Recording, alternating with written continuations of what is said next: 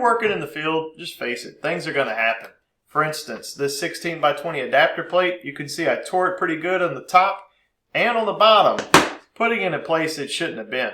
But that's what I get for doing some R&D work with the TrueFlow. Now, we sell a trim kit that can replace this gasket all around this adapter plate. And I'm going to show you how we do that right now using nothing more than a pair of tin snips. In the kit, you will get these 4 gasket strips. These gasketed strips will complete even our largest adapter plate, which is the 24 by 30. You will also get these adhesive tape strips for the corners. Now, both the tape and the gasket strips will need to be cut to fit. On this adapter plate, we have 2 bad sides, the top and the bottom. So the first thing we need to do is take off the top and the bottom of this adapter plate. The first thing I'm going to do is I'm going to cut the tape on the 4 corners. So let's do that right now.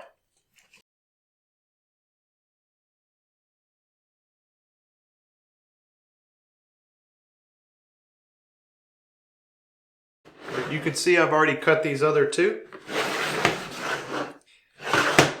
Alright, now all 4 gaskets are separated from each other on the adapter plate.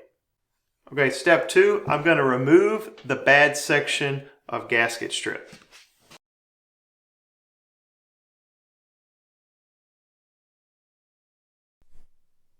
Now that you have that done, set the adapter plate to the side, go ahead and grab a new piece of gasket, take the old worn out gasket, put it right on top, and line up one side. When I do that, I'm going to take this Sharpie, put this side lined up, I'm going to follow it along, and I'm going to mark where it stops on the new gasket. That being done, I'm going to take the tin snips, and I'm going to cut on that line on this new gasket.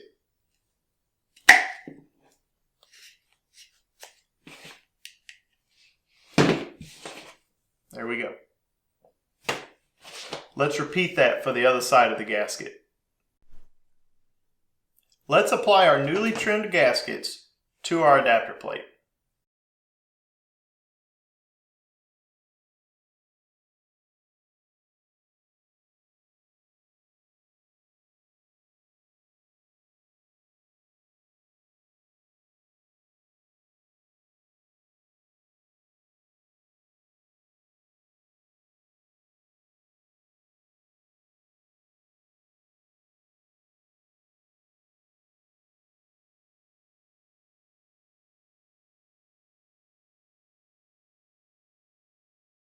Now that our new gaskets are in place, it's time to take our adhesive strips and tape the corners.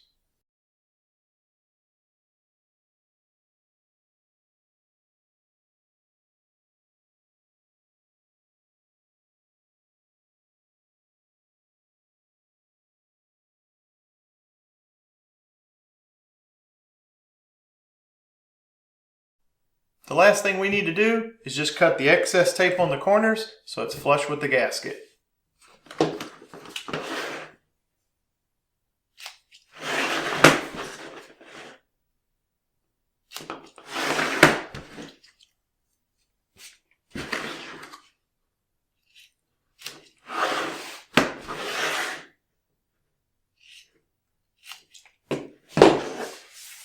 Now your adapter plate is back in business.